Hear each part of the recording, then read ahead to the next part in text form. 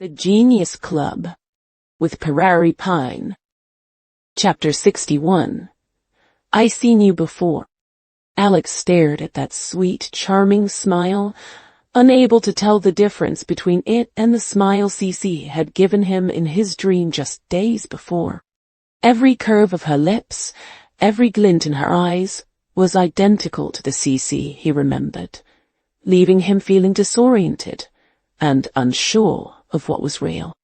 But the eye contact between Sophia and Alex was fleeting, lasting only a split second before she turned her attention back to the other guests around her, waving and smiling politely as she walked forward.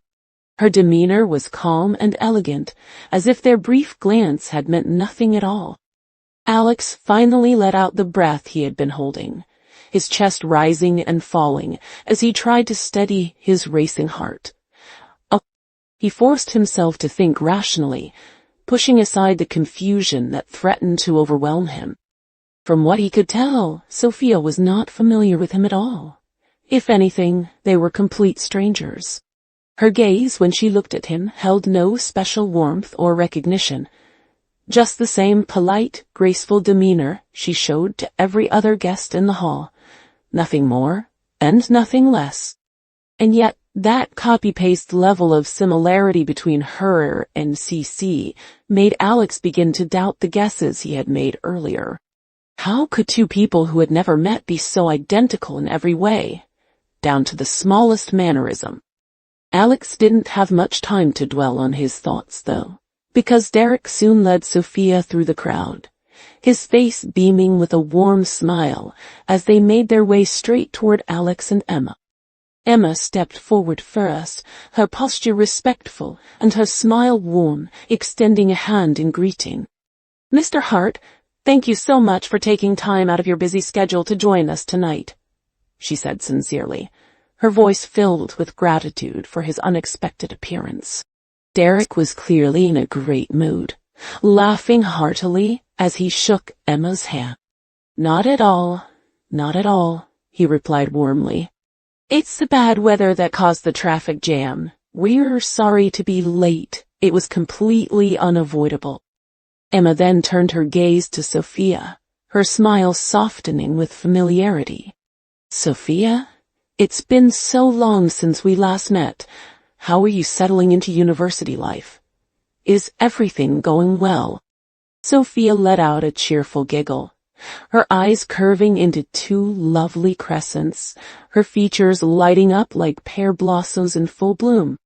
"Thank you for asking, Sister Emma," she said in a sweet, soft voice. "Everything is going great. I'm really enjoying it." Derek looked at his daughter with a gaze full of tender affection and pride, then turned his attention to Alex, his eyes scanning the young man up and down with approval. "This young man is quite impressive. He must be one of your top talents here at the company, right?" Emma nodded with a smile, her eyes shining with pride as she introduced Alex. "You flatter him, Mr. Hart. This is Alex, the creator of the Rhine Cat and the youngest department head in our company. What's even more of a coincidence is that Alex just graduated from ECO University this past autumn. He's an alma mater of both Professor Hughes and Sophia. It's truly fate that we're all gathered here tonight," Emma added, emphasizing the connection between them. When Derek heard that Alex was a graduate of East Sea University, a flash of obvious approval crossed his eyes, and his smile became much warmer as he looked at the young man. "Just graduated this year, huh? Which college did you study in?" he asked, his tone friendly and curious. "The College of Art and Design," Alex replied honestly, maintaining a polite smile as he met Derek's gaze, trying his best to hide the confusion still swirling in his mind. "What a coincidence indeed." Derek laughed loudly, his voice booming with genuine joy. "Sophia is also in the College of Art, majoring in dance. She's loved dancing since she was a little girl. She even performed at the freshman welcome party a few months ago." "Dad!" Sophia cut him off with a soft, coquettish voice, her cheeks flushing slightly as she looked at Derek with a playful frown. You don't have to mention such trivial little things to everyone. It's embarrassing.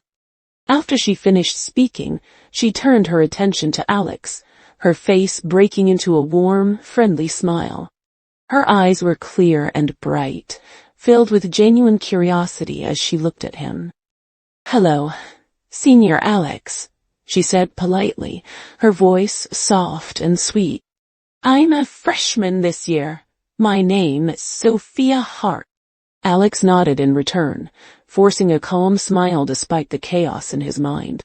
Hello, he replied, his voice steady as he tried to process the fact that her voice was identical to CC Sue. After exchanging a few brief pleasantries with Emma, Derek led Sophia straight toward Ethan, with Emma and Alex following closely behind, holding their wine glasses in hand. When Ethan saw Derek, his face lit up with excitement and gratitude. He immediately put down his wine glass and walked over quickly, shaking Derek's hand firmly with both of his own, his eyes filled with appreciation. Professor Hughes, congratulations. Derek was the first to offer his congratulations, his smile warm and sincere. You've finally seen the fruits of your labor after all these years.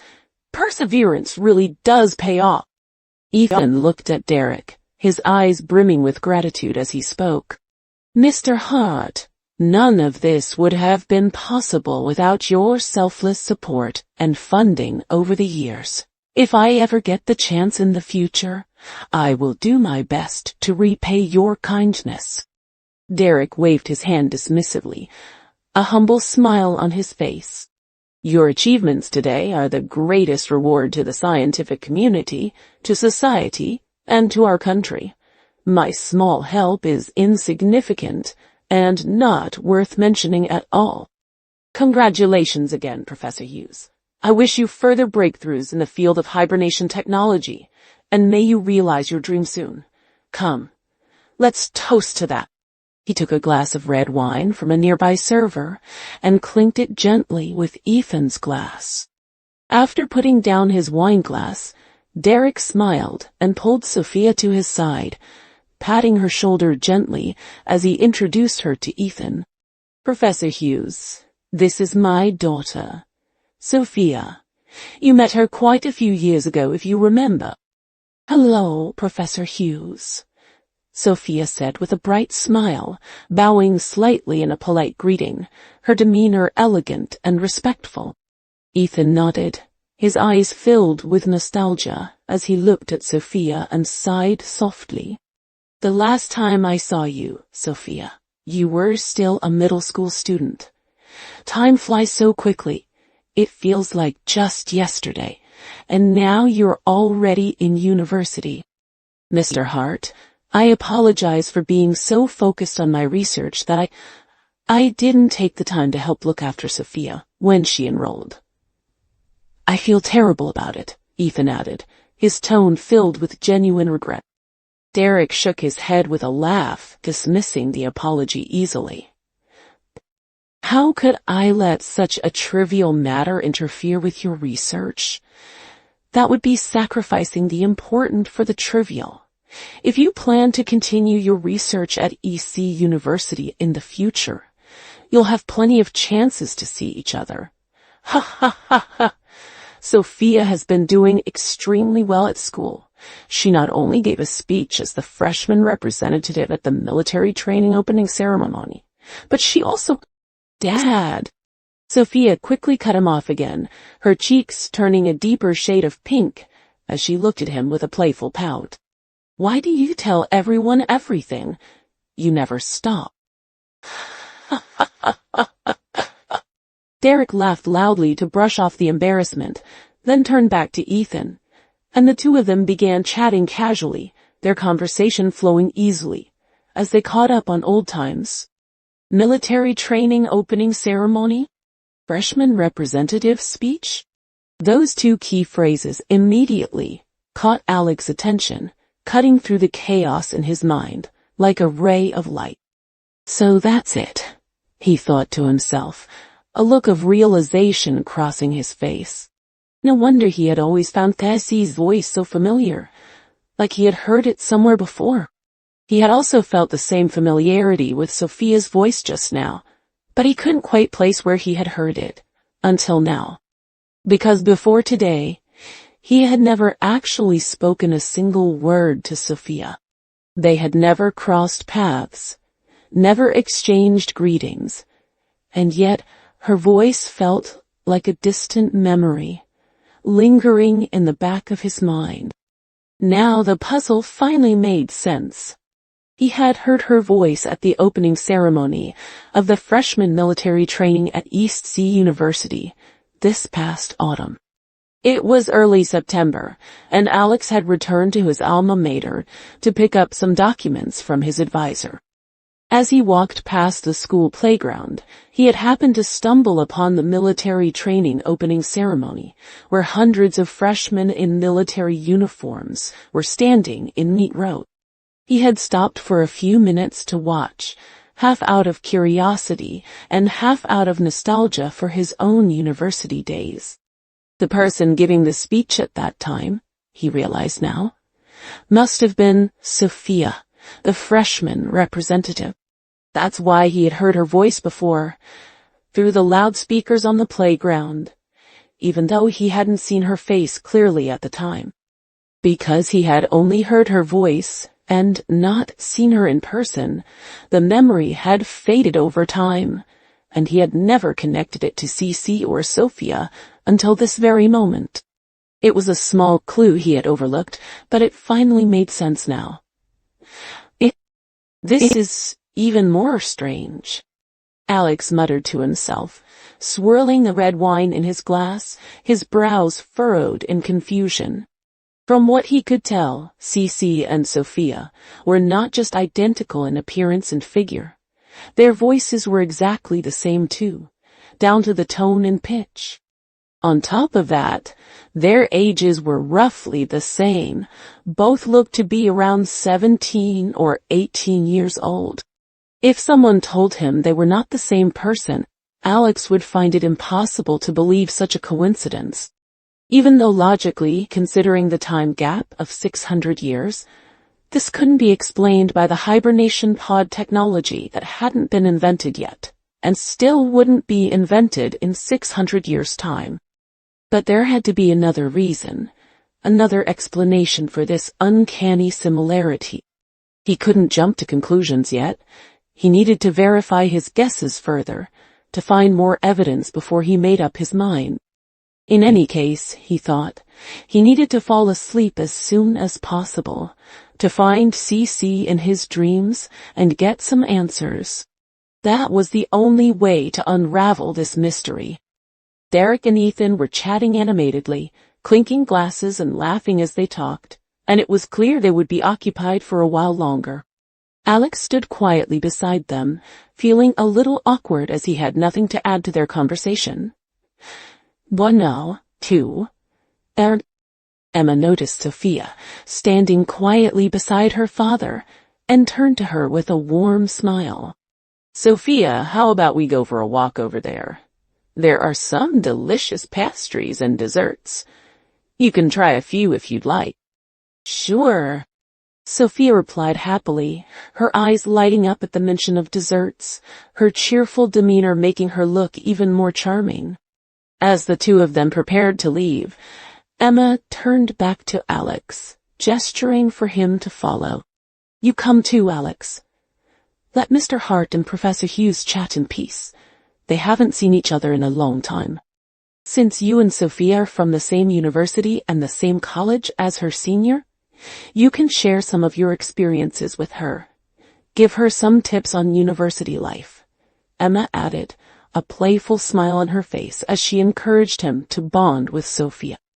Alex nodded eagerly, relieved at the chance to leave the awkward conversation. He had been wanting to slip away for a while, as standing there silently felt more and more uncomfortable by the minute. He followed closely behind the two women, his eyes inadvertently falling on Sophia's fair neck and soft shoulders due to their height difference. Her dress had an off-the-shoulder design, revealing her smooth, jade-like skin, which glowed under the hall's lights. As he looked, Alex noticed a small, shallow indentation on Sophia's delicate left arm, about the size of a 5-cent coin. It was the only imperfection on her otherwise flawless skin, a tiny mark that stood out against her pale complexion. But there was nothing she could do about it, he realized. That shallow indentation was a scar left by the BCG vaccine she had received as a child. For most people, this scar was faint and almost invisible, but for some, due to differences in body type, the scar was more noticeable, easy to spot at a glance. This kind of scar, caused by a childhood vaccine, he thought, might be the most rigorous anti-counterfeiting mark of all. It was a unique, irreversible mark that no one else could replicate, even someone who looked identical to her. Senior Alex, Sophia suddenly turned around, her face breaking into a bright, warm smile as she looked at him, her eyes clear and full of curiosity. Alex snapped out of his thoughts, quickly composing himself as he returned her smile politely. "Yes, Miss Hart," he replied, his voice steady as he tried to hide the shock and confusion still lingering in his mind. "You can just call me Sophia," she said with a giggle, her eyes crinkling at the corners.